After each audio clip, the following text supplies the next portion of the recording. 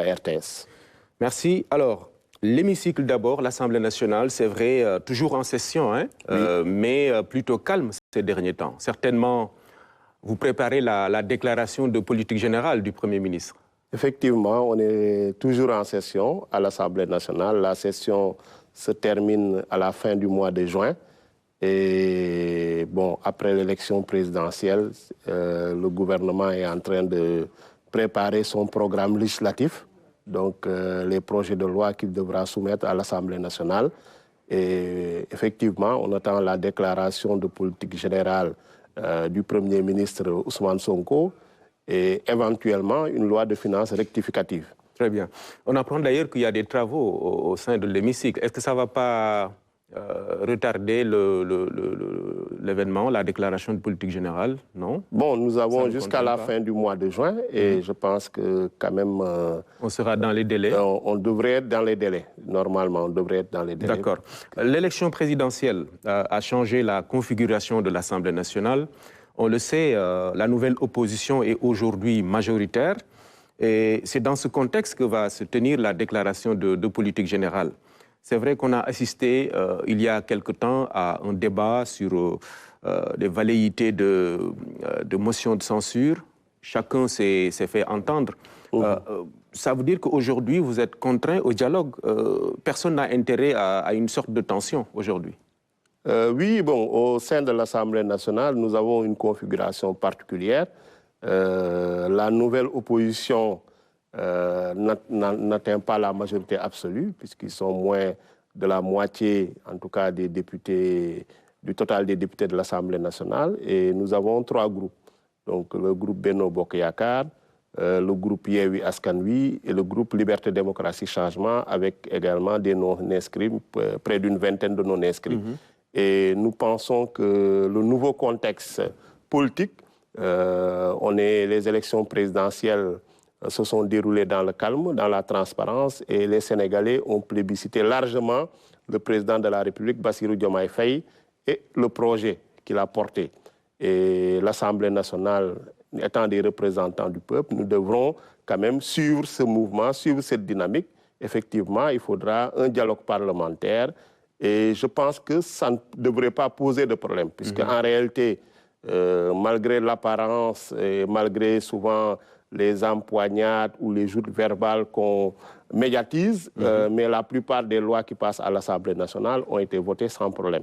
C'est vrai que le contexte préélectoral de 2023 a en tout cas amené des tensions donc, entre la majorité, l'opposition et avec beaucoup de crispation.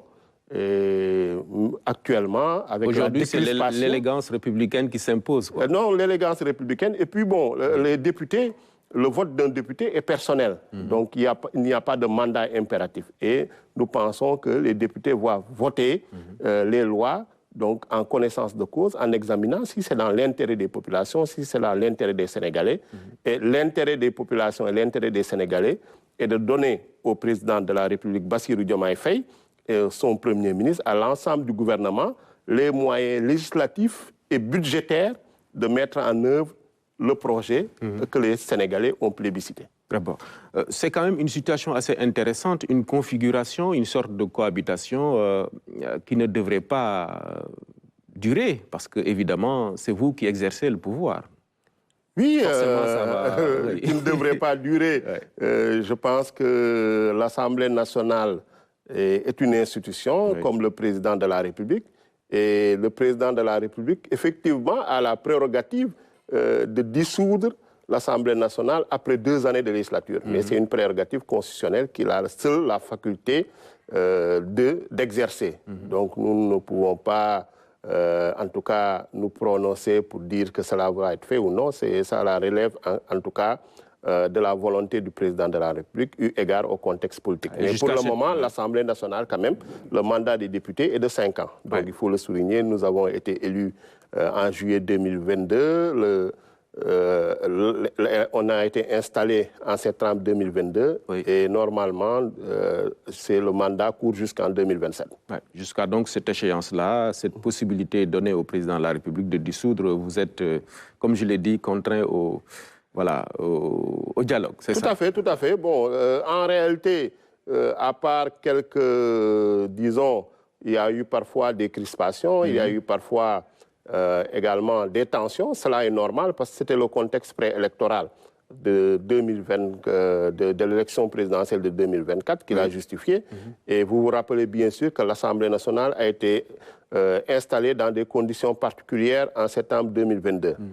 Lors de l'élection du président de l'Assemblée nationale, les élections législatives voilà, du 31 juillet 2022, la liste de l'opposition, des titulaires de l'opposition, avait été de Yewwi Askan Wi notamment, avait été annulée. Donc, l'élection s'était déroulée dans des conditions assez difficiles. Et donc, la transparence, en tout cas, n'était pas suffisante. Et cela a déteint sur le fonctionnement de l'Assemblée nationale. Donc, c'était le climat politique qui se ressentait au niveau de l'Assemblée nationale. Là, je pense qu'on a un climat politique beaucoup plus détendu. Il y a de la décrispation. Et le choix des Sénégalais, la volonté des Sénégalais, en tout cas, a été clairement exprimée donc, en mars 2024. Et c'est-à-dire que c'est de plébisciter le projet de transformation systémique porté par le président de la République, Bassirou Diomaye Faye. Et l'Assemblée nationale, nous, en tant qu'institution républicaine, nous devons s'inscrire dans cette dynamique-là. Et je pense que dans le projet même, il y a des éléments importants, c'est-à-dire qui consistent à renforcer les moyens humains et matériels de l'Assemblée nationale. Donc faire en sorte que l'Assemblée nationale soit plus démocratique, soit plus efficace et qu'elle réponde mieux à ses missions de vote de la loi, de contrôle de l'action du gouvernement et d'évaluation des politiques publiques. Alors, le PASTEF, l'intérim que vous assurez est consécutif, autant pour moi, à l'élection du président Bassirou Diomaye Faye qui exerçait cette fonction-là au sein de votre formation politique. Aujourd'hui, vous êtes dans une sorte de restructuration. On a appris que les opérations de vente des cartes ont été enclenchées puis suspendues. C'est donc une nouvelle vie politique. C'est l'exercice du pouvoir qui l'impose. Oui, l'intérim que j'exerce date de juillet 2023. Et effectivement, du 5 juillet 2023, à l'époque, parce que je suis premier secrétaire général adjoint depuis la formation du bureau politique en octobre 2022. Et depuis le 5 juillet 2023, on m'a confié l'intérim du secrétaire général, c'est donc bien avant l'élection qui à l'époque était en prison, très bien, donc était incarcéré, donc détenu politique. Et depuis lors, j'exerce cet intérim. Donc, avec son élection à la présidence de la République, il a tenu son engagement, l'engagement en tout cas du parti, de démissionner des instances du parti. Des instances du parti. Donc, il reste un militant du parti, mais il n'exerce plus de position officielle au sein des instances. L'exercice du pouvoir a donc changé le fonctionnement du parti. C'est ce qu'il faut comprendre à travers Nous avons toujours les mêmes statuts. Donc, et dans nos statuts, l'exercice du pouvoir est prévu. Parce que quand vous allez à l'article 4, par exemple, qui parle des objectifs du parti, donc on dit que un des objectifs, c'est d'accéder au pouvoir par des voies démocratiques pour mettre en œuvre le programme. Et actuellement, on est dans cette phase de mise en œuvre du programme qu'on a présenté aux Sénégalais. Et par rapport, bien sûr, il y a des changements qui doivent être effectués pour que le parti soit beaucoup plus fort, soit beaucoup plus dynamique, soit beaucoup plus efficace. C'est le lieu quand même de rendre hommage à tous ces militants, à tous ces responsables à la base, au niveau national, au niveau de la diaspora, qui ont porté le parti pendant 10 ans. Parce que PASTEF a été créé en janvier 2014, donc ça fait 10 années d'existence. Et c'est une prouesse, une performance que de réussir, en tout cas, à élire un président de la République en 10 ans d'existence. Donc c'est vraiment un travail de longue haleine, des sacrifices, des privations, et on a subi quand même de la répression, des brimades. Beaucoup de militants ont perdu la vie, d'autres sont blessés, d'autres ont été emprisonnés. Donc tous ces sacrifices n'ont pas été vains, et nous espérons que, en tout cas, avec le président de la République, Bassirou Diomaye Faye, nous allons mettre en œuvre le projet avec succès, parce que nous pensons que l'élection présidentielle, c'est juste une victoire d'étape. Mais la victoire principale, c'est de mettre en œuvre le projet pour satisfaire les attentes, les très fortes attentes des Sénégalais pour un Sénégal souverain, juste et prospère. Bah. Le parti a été dissous, bien sûr, mais depuis mars 2023, nous avons, en tout cas, cette dissolution-là a été abrogée. Et nous avons retrouvé notre récépissé et nous fonctionnons de manière régulière. Parfait. Alors, vous êtes arrivé au pouvoir avec une coalition et le partage des responsabilités suscite aujourd'hui des convoitises.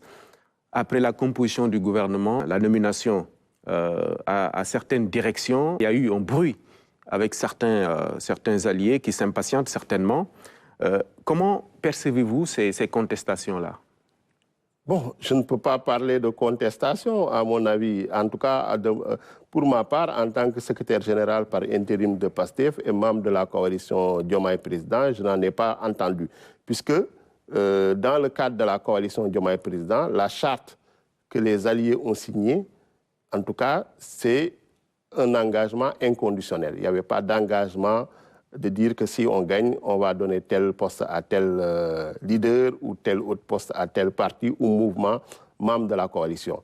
Et maintenant, on a vu que c'est le président de la République qui a la prérogative constitutionnelle de nommer aux emplois civils. C'est l'article 44 de la Constitution qui le dit.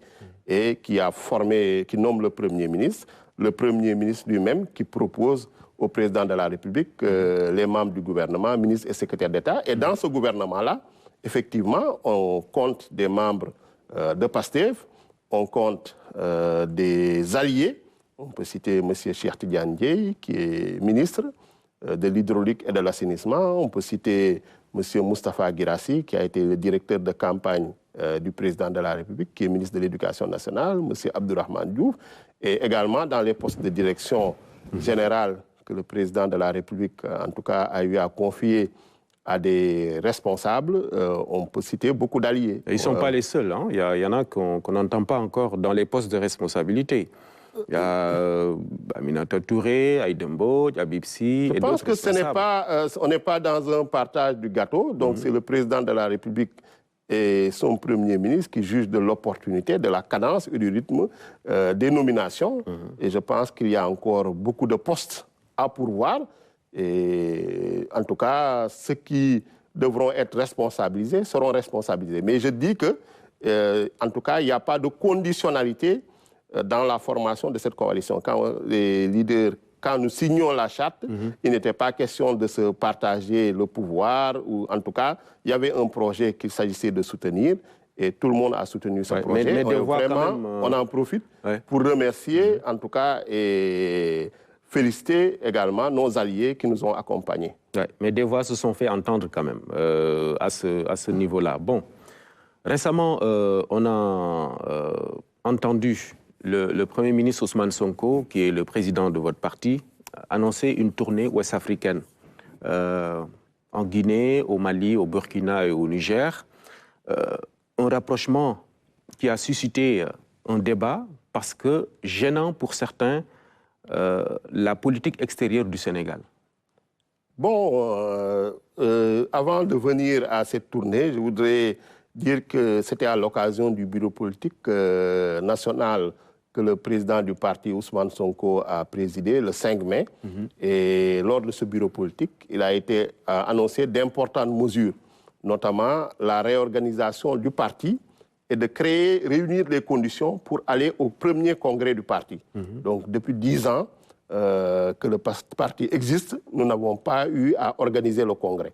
Donc, le président ainsi que le bureau politique national ont décidé, en tout cas, de se préparer pour organiser le congrès, qui est l'instance suprême du parti. Prévu quand ? Donc, on n'a pas encore fixé de date. Un comité préparatoire sera mis en place. L'autre annonce importante, c'est la finalisation de notre règlement intérieur, puisque nous avons adopté de nouveaux statuts depuis 2021, et malheureusement, avec les péripéties que l'on a connues, nous n'avons pas pu adopter le règlement intérieur. C'est pourquoi on a décidé également de finaliser le règlement intérieur avec la mise en place d'un comité pour la finalisation de ce règlement intérieur et d'un autre document important qui est la charte des élections dans les meilleurs délais. Et c'est pourquoi on a pris la mesure transitoire, conservatoire, de suspendre les opérations de vente de cartes, de création ou de renouvellement de structures, donc sur tout le territoire national ainsi que dans la diaspora. Donc cette mesure se comprend parce qu'il ne faudrait pas que les structures soient trop, en tout cas, décalées par rapport au contenu du futur règlement intérieur. Pour en revenir à la question de cette tournée, je pense que le parti PASTEF, dans ses nouveaux statuts en 2021, nous avons rajouté le terme africain. Avant, c'était patriote du Sénégal pour le travail, l'éthique et la fraternité. Maintenant, depuis 2021, on a mis patriote africain du Sénégal pour le travail, l'éthique et la fraternité. Et quand vous allez dans nos objectifs, notre doctrine politique au niveau de l'article 5, le panafricanisme est en bonne place, en tout cas dans la doctrine politique de PASTEF. Parce que nous pensons que les territoires qui ont été hérités de la colonisation ne sont pas le cadre optimal pour porter le développement de l'Afrique. Donc il faudrait qu'on puisse fédérer, il faudrait qu'on puisse se réunir. Et quand vous prenez par exemple les pays que vous avez cités, le Mali, vous avez cité également, je pense, le Burkina. La Guinée, le Niger. La Guinée, le Niger. On se rappelle que nous partageons des frontières, nous avons partagé également une histoire, en tout cas millénaire, l'Empire du Mali, l'Empire du Ghana, jusqu'après la colonisation, l'Afrique occidentale française. En 1959, on a eu même le projet de construire une grande fédération du Mali avec le Dahomey, la Haute-Volta, le Soudan, l'actuel Mali, et le Sénégal. Donc malheureusement, ce projet-là n'a pas pu, en tout cas, être couronné de succès. C'est seulement le Soudan et le Sénégal qui s'étaient réunis pour créer la Fédération du Mali, qui n'a pas fait long feu. Donc, ce qui veut dire que nous avons des relations, en tout cas multiséculaires, nous avons des relations de bon voisinage. Il est tout à fait normal qu'en tant que parti qui prône le panafricanisme, qu'on puisse aller vers ces pays-là, qui sont des pays frères, même s'ils traversent un certain nombre de difficultés d'ordre politique et sécuritaire, mais il n'en reste pas moins des affaires, oui, des États souverains. Je veux dire, c'est un partenariat politique, c'est vrai, basé sur cette doctrine dont vous parlez, le panafricanisme, mais qui est incarné dans ces pays-là par des régimes militaires issus du coup d'État. Or, ce qu'on connaît de notre pays, le Sénégal, c'est l'exception démocratique. Et le PASTEF, aujourd'hui, n'est plus un parti d'opposition, c'est vous qui exercez le pouvoir. Bien sûr, mais vous voyez qu'on fait la distinction entre l'État et le parti. C'est pourquoi le président de la République a eu à démissionner de ses fonctions de secrétaire général. C'est également pourquoi, quand le Premier ministre, en tout cas, préside une réunion de PASTEF, c'est en tant que président du parti. Donc, il fait en sorte de ne pas utiliser les moyens de l'État. Maintenant, en tant que parti politique, qui prônons la souveraineté, qui prônons le panafricanisme, nous avons en tout cas l'ambition de développer des projets panafricanistes. Et avec qui on va développer ces projets panafricanistes? C'est bien sûr avec les pays avec qui l'on entretient une histoire, des traditions, en tout cas les mêmes valeurs africaines positives, et également des traits socioculturels très forts sur le plan ethnique, sur le plan culturel, sur le plan religieux. Oui. Donc quand on parle de la Guinée, c'est un pays voisin. Quand on parle du Mali, c'est un pays voisin. Quand on parle également du Burkina, c'est la capitale de l'UEMOA. Donc il ne faut pas réduire ces pays-là simplement à une conjoncture politique pour les marginaliser ou en tout cas pour les sortir. Oui, mais jusqu'à ce qu'ils reprennent le chemin de la démocratie. Nous n'avons pas à nous ingérer dans les affaires internes. Il ne s'agit pas ici, il ne s'agit pas de politique étrangère. Ça, c'est du ressort de l'État. Donc, le chef de l'État, le ministre des Affaires étrangères, la diplomatie sénégalaise. Et je pense que même la diplomatie sénégalaise, elle a, en tout cas, la volonté, l'ambition de faire revenir certains de ces pays qui ont eu des démêlés avec la CEDEAO, donc en créant l'AES dans le giron de la CEDEAO. Lors de la prestation du président de la République, Bassirou Diomaye Faye, tous ces États ont envoyé des délégations donc, avec des très hauts responsables qui étaient représentés. Donc ce sont des pays amis.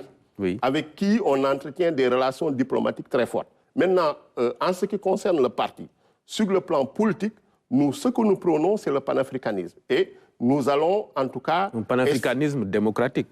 Bien sûr, le principe de la démocratie est inscrit également dans notre doctrine politique. C'est d'ailleurs même une obligation constitutionnelle. Et même l'idéal de l'unité africaine également est une exigence constitutionnelle. Donc on peut même, dans la Constitution, on dit qu'on peut faire des abandons de souveraineté pour, en tout cas, réaliser l'objectif de l'unité africaine. D'accord. Donc le PASTEF fait la différence entre un rapprochement politique et une politique extérieure qui est... Voilà, le PASTEF fait la différence entre le parti et l'État. L'État, c'est lui qui mène sa politique étrangère, la diplomatie.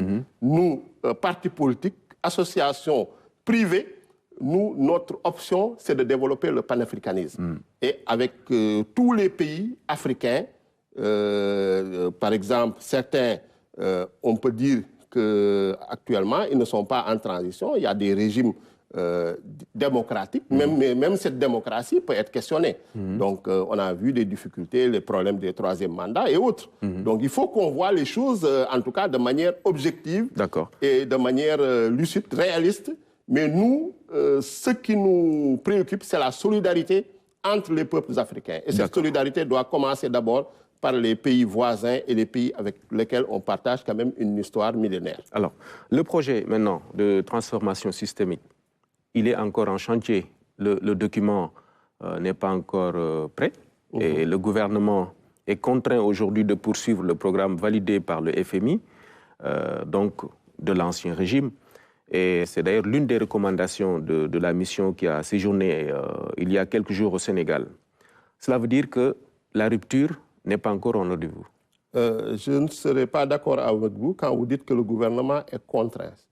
Le gouvernement, en tout cas, le FMI a envoyé une mission donc pour en tout cas faire le point avec le gouvernement sur la mise en œuvre du programme. Parce qu'il y a 3 programmes qui sont en train d'être déroulés. Donc la facilité élargie de crédit, le mécanisme élargi de crédit et la facilité de résilience et de durabilité. Donc le gouvernement a décidé en toute souveraineté de poursuivre le programme. Parce que c'est dans l'intérêt du Sénégal. Effectivement, l'État est une continuité. Donc déjà, cette première précision.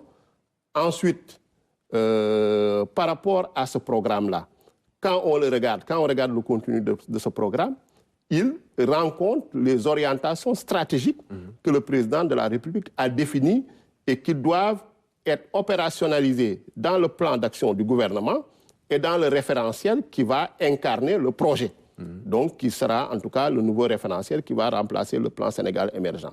Et quand vous suivez l'actualité gouvernementale, un comité restreint a été mis en place, non seulement pour mettre en œuvre le plan d'action gouvernemental avec des orientations précises, 5 orientations stratégiques majeures, mais également pour élaborer le référentiel qui sera prêt d'ici le 3e trimestre 2024. C'est-à-dire au plus tard, au mois de septembre 2024, le projet, en tout cas en tant que cadre de planification qui va remplacer le PSE, sera soumis à validation par le Premier ministre au président de la République. Mais l'opérationnalisation, c'est après. L'opérationnalisation va commencer précisément en 2025. C'est normal, puisque nous avons déjà voté, nous, en décembre 2023, un projet de loi de finances qui est en cours d'application. C'est ça. Donc, ce projet de loi de finances-là... Si je dis contraint, le gouvernement est contraint, je mets en perspective cette séquence-là. Je veux dire, d'ici l'opérationnalisation, on met en œuvre le programme qui a été acté par le FMI.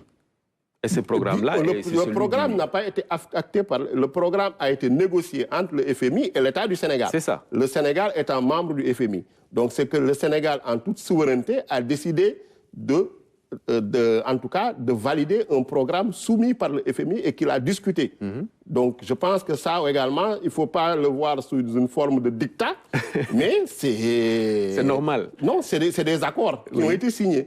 Et c'est des accords internationaux. Le Sénégal a engagé sa signature. Et le gouvernement a décidé de poursuivre le programme. Assurer la continuité, quoi. Bien sûr, l'État est une continuité. Donc le Sénégal est membre du FMI pratiquement depuis sa création en tant qu'État, depuis 1960. Ce qui est important, c'est de voir ce programme-là, la facilité élargie de crédit, le mécanisme élargi de crédit et la facilité de résilience et de durabilité.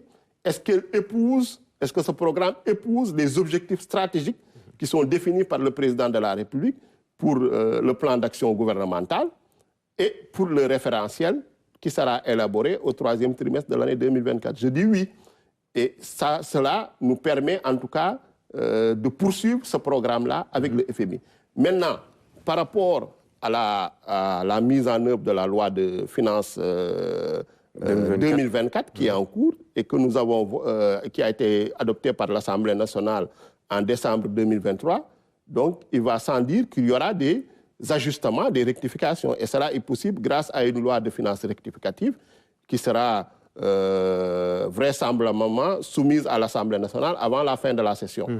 Et dans cette loi de finances rectificative, les nouvelles orientations, les nouvelles, en tout cas, la rupture promise donc, du projet de transformation systémique se fera ressentir dans cette loi de finances rectificative. Maintenant, ce qui est demandé aux différents ministres, c'est de définir les projets prioritaires jusqu'en juin 2024 par rapport à la loi de finances initiale de 2024. Ça, c'est quand même normal. Il faut également que l'État a pris des engagements. Il faut que les engagements soient respectés. Voilà. Enfin, le problème, disons, les critiques qui sont souvent faites sont relatives aux récriminations, je ne veux pas répéter critiques, qui étaient faites par vous à l'endroit du PSE. C'est ça, véritablement, le sens de la question. Mais je ne comprends pas ces critiques. Pour moi, bon, c'est la nouvelle opposition qui cherche à trouver un nouveau discours ou un langage. C'est du babillage politique, à mon avis.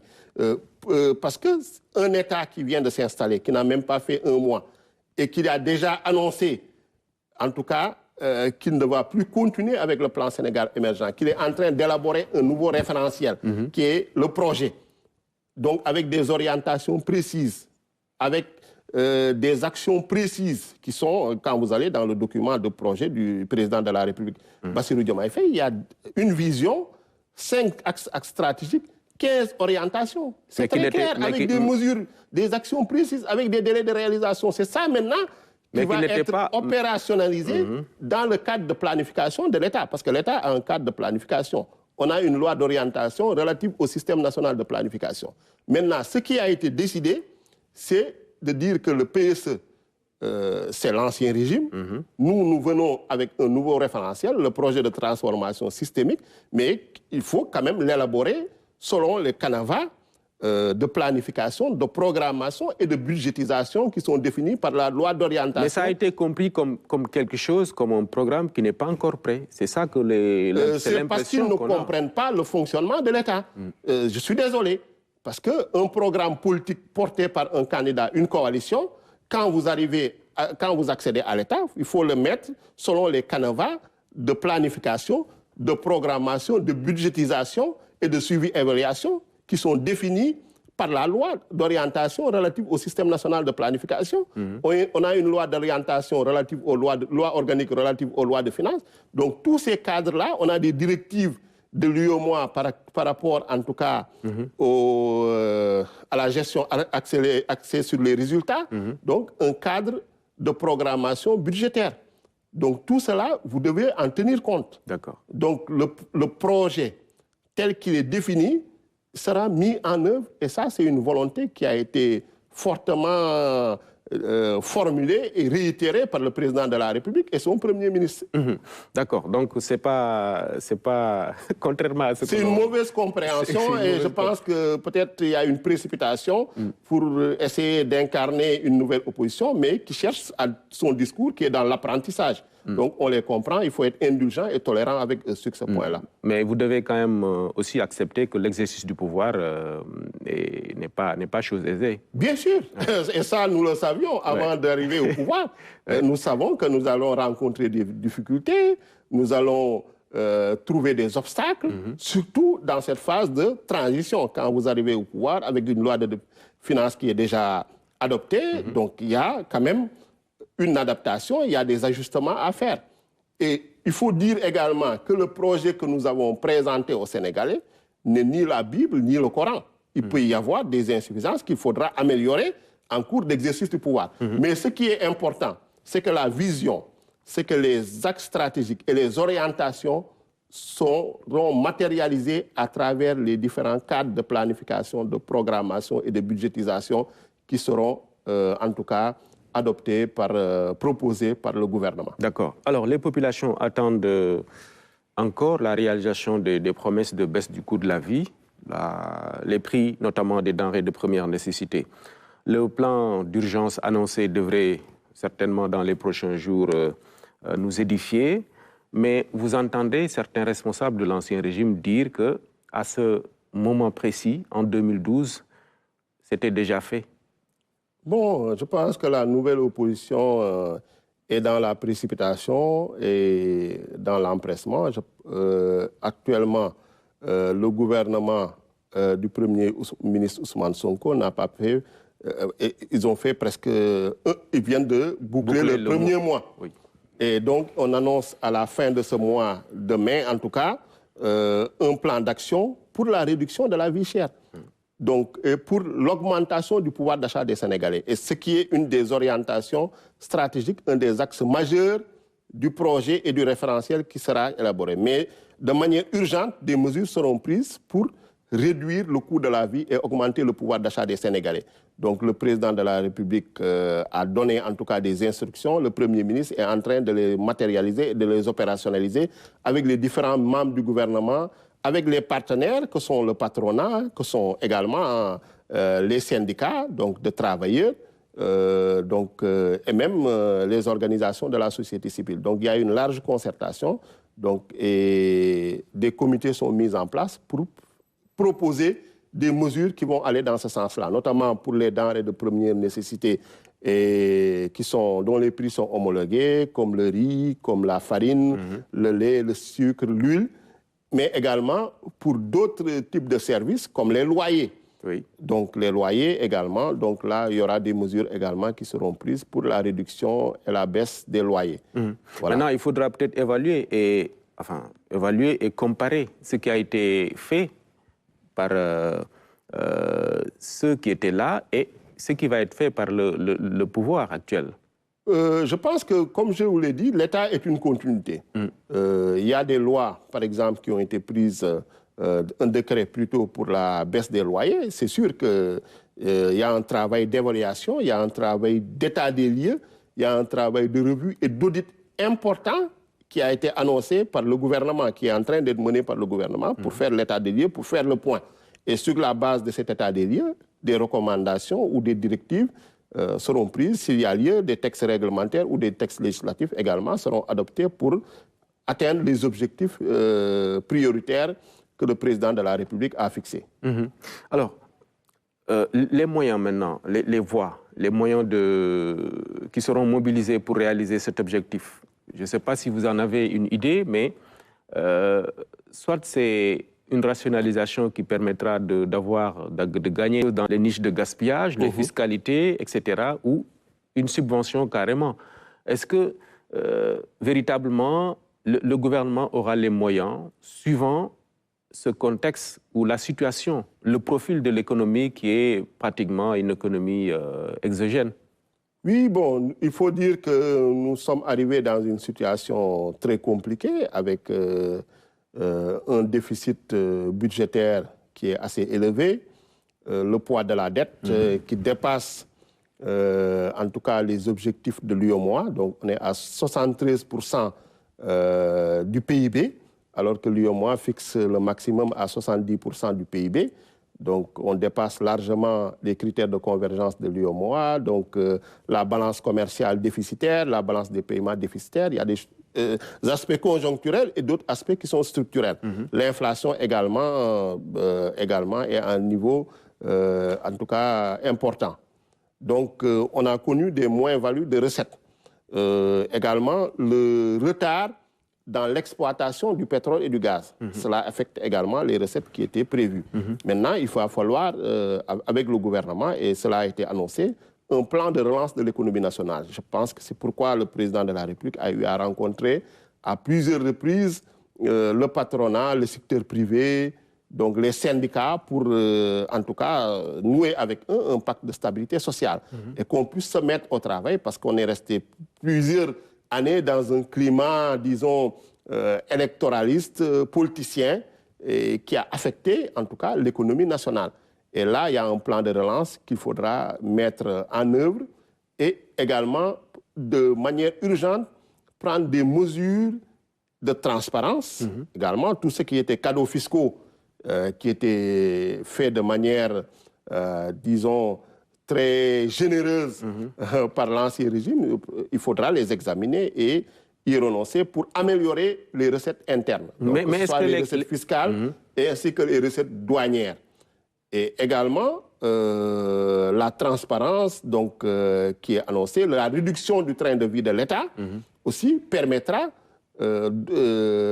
disons, d'avoir beaucoup plus de recettes, en tout cas pour faire face aux urgences des Sénégalais. Mais est-ce que cette mobilisation de recettes internes et le contexte qu'on connaît, qu'on vit, les facteurs exogènes dont on parle souvent, peuvent permettre au gouvernement de prendre des mesures à la hauteur des attentes des populations? Nous pensons que le climat politique, le climat social, en tout cas positif, et qui découle de l'élection présidentielle qui s'est passée vraiment dans le calme, donc a redonné confiance aussi bien aux Sénégalais, notamment les investisseurs nationaux, les opérateurs économiques nationaux, ainsi qu'aux investisseurs étrangers, ainsi qu'aux partenaires techniques et financiers. Donc ensemble, aussi bien avec ces différents partenaires, donc de l'État, ainsi que les travailleurs, donc la fonction publique. Ce n'est pas pour rien que le président de la République a écrit une lettre d'orientation aux agents de l'État pour leur demander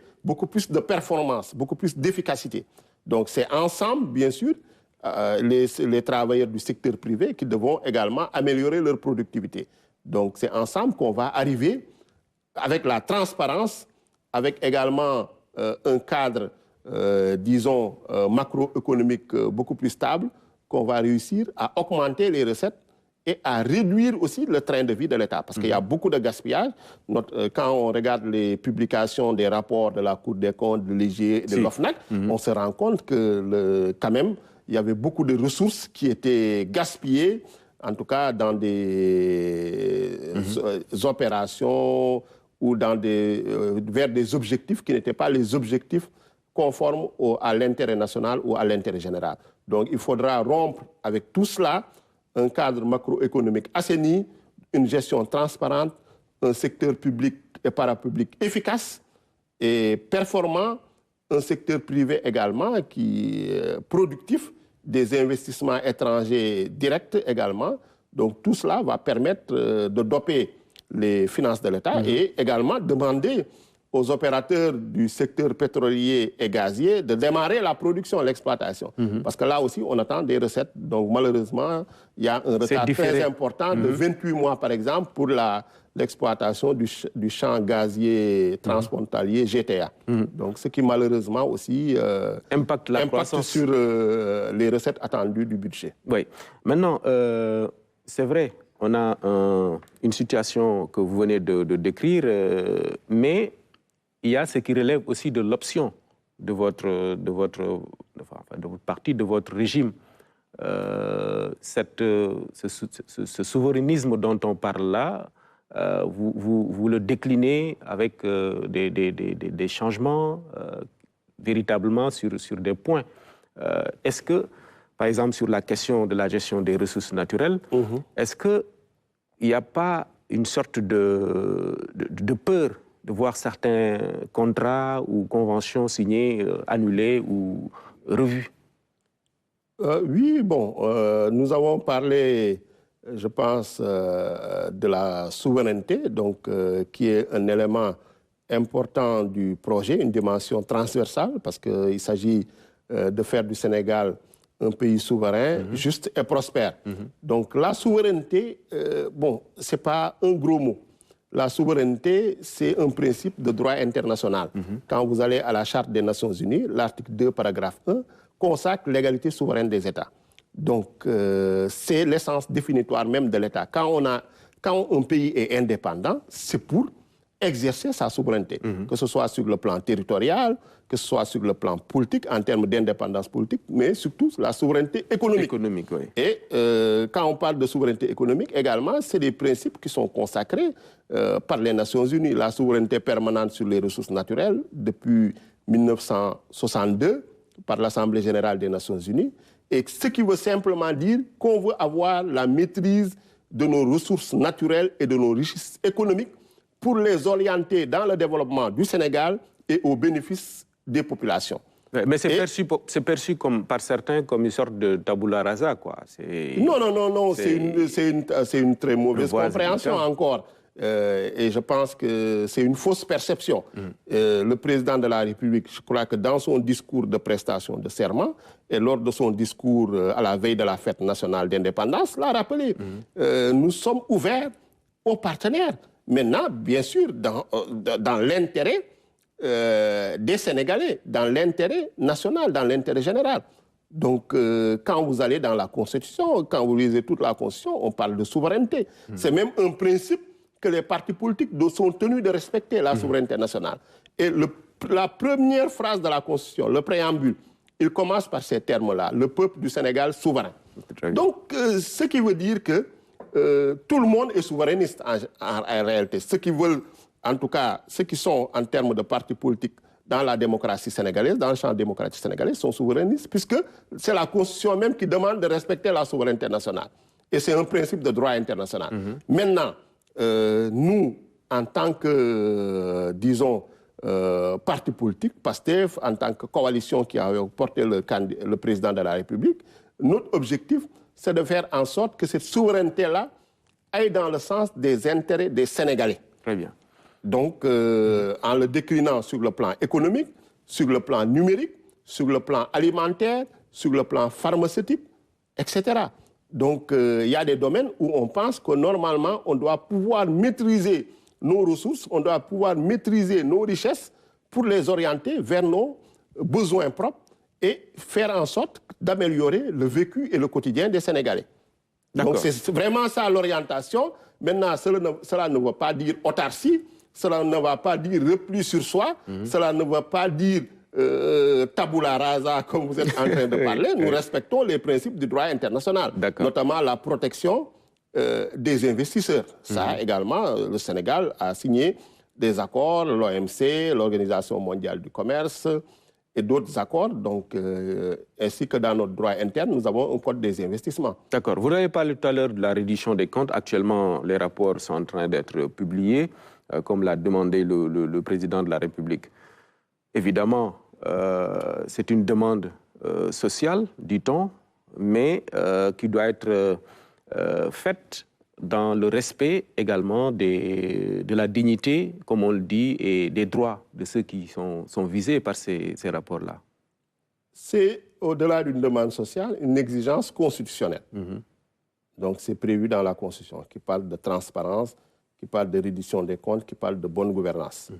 C'est également une exigence légale, puisque les textes qui organisent ces corps de contrôle prévoient la publication de ces rapports. Donc, ce sont des rapports qui sont soumis au président de la République, qui décide de leur publication. Et le président de la République a décidé de publier ces rapports-là, donc, qui, depuis 5 ans, ne l'ont pas été. On a vu, en tout cas, la société civile, les citoyens, quand même, voudraient connaître un peu la manière dont les affaires publiques sont gérées. Et ces rapports-là font le point sur, en tout cas, la reddition des comptes, la manière dont les deniers publics ont été gérés. Et pour moi, c'est un exercice normal. Malheureusement, bon, on est resté 5 ans sans que ces rapports-là soient publiés. On découvre actuellement beaucoup de choses que l'on soupçonnait quand même, puisqu'on a eu à les dénoncer. Donc, l'opacité, le manque de transparence, les détournements des deniers publics, le trafic d'influence, la criminalité économique et financière, surtout dans le secteur public et parapublic. Et maintenant, il faudrait, en tout cas, prendre des mesures pour que ce qui a été mis à nu, révélé, donc qu'on puisse le corriger, qu'on puisse également que ça ne se reproduise pas et que, au besoin aussi, sanctionner. Parce qu'il y a des lois qui sont prévues. Donc, actuellement, il y a des personnes... Mais sanctionner en respectant la justice, sans sélectionner. Non, ça, c'est important aussi. Là, je pense Parce que certains ont révélé quand même que si on prend la séquence des 5 ans, il y a des gens qui sont dans votre coalition qui étaient au pouvoir à l'époque. Mais bien sûr, on a demandé de publier tous les rapports. Donc, ce n'est pas nous. Ces rapports, c'est écrit par des gens, des magistrats de la Cour des comptes. Il faut sanctionner pour tout le monde. Ils sont écrits par des inspecteurs généraux d'État. Ils sont inscrits par des... C'est des fonctionnaires qui ont écrit ces rapports-là. Et ils ont, en tout cas, c'est fait dans le cadre du principe du contradictoire. Maintenant, nous, le président de la République, en demandant de publier ces rapports, donc son objectif n'est pas, en tout cas, de mettre à nu ou de mettre l'anathème sur la nouvelle opposition, mais c'est des principes de bonne gouvernance, de transparence et de reddition des comptes qui sont tout à fait normaux. Il n'y a rien d'exceptionnel, il n'y a rien d'extraordinaire. Et c'est un axe aussi prioritaire, une orientation stratégique majeure également du projet. Donc, et c'est une obligation constitutionnelle et légale. Très bien. En définitive, après un peu plus de 2 mois d'exercice du pouvoir, qu'est-ce qu'on peut retenir, qu'est-ce qu'il faut attendre véritablement du régime du président Bassirou Diomaye Faye? Bon, qu'il tienne ses engagements, en tout cas, parce que là, on est quand même satisfait de ce début, quand même, qui rassure les Sénégalais, donc aussi bien au niveau du Sénégal, nos partenaires, nos amis étrangers, en tout cas, il y a beaucoup de satisfaction par rapport à la manière, à la gouvernance du président de la République, Bassirou Diomaye Faye. Même si les mesures concernant la vie des populations sont encore attendues. Il y a de l'impatience parce que vous venez de le dire, on vient de boucler 1 mois. Donc les mesures sont en cours d'élaboration et vont être prises très bientôt. Mais ce qui est le plus important, il y a quand même des actes de rupture majeurs qui ont été, donc, qui sont matérialisés. Le fait, en tout cas, d'avoir un gouvernement resserré, avec 25 ministres, 5 secrétaires d'État, c'était une promesse qui a été tenue. Le président de la République a démissionné de ses fonctions dans le parti. En tout cas, on a demandé aux membres du gouvernement d'éviter le cumul. Il a demandé également, on voit également beaucoup de sobriété, d'humilité dans les actions du gouvernement. Et le plus important aussi, qu'il faut, c'est-à-dire, il insiste beaucoup sur l'unité nationale. Donc, en montrant que... contrairement à ce qui est dit, la rupture est bien là. Non, la rupture est bien présente. La rupture, en tout cas, est consacrée. Et maintenant, il faudrait que tous les Sénégalais, quel que soit leur bord politique, quelle que soit leur corporation, quelle que soit, en tout cas, leur appartenance, s'y mettent, parce que le président de la République et le gouvernement tout seul ne peuvent pas changer ce pays-là. Donc le projet de transformation systémique doit être réalisé avec l'apport de tous les Sénégalais, qui soient ici au Sénégal et dans la diaspora, ainsi qu'avec nos partenaires étrangers et nos amis, donc que ce soit nos voisins, dans le cadre, bien sûr, du panafricanisme et de l'idéal de l'unité africaine. Merci beaucoup, Ayib Daffé, secrétaire général par intérim de PASTEF, député à l'Assemblée nationale. Merci d'être venu. Merci. Mesdames, Messieurs, merci également à vous d'avoir suivi. Rendez-vous dimanche prochain.